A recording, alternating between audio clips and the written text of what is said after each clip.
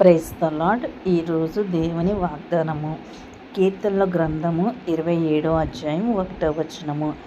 యెహోవా నాకు వెలుగును రక్షకుడనై ఉన్నాడు, నేను ఎవరికిని భయపడను. యెహోవా నా ప్రాణదుర్గము, ఎవరికి వెరుతును? దేవునికి నేను ప్రాణదుర్గంగా చేసుకున్నప్పుడు దేవుడే నాకు వెలుగుగా రక్షణగా ఉన్నాడు. నేను ఎవరికీ భయపడను. ఎవరికి భయపడాలి? ఏ భయము నాలో లేకుండా నన్ను బలపరిచే ఆయన సన్నిధి నాకునుక నేను దేనికి భయపడను.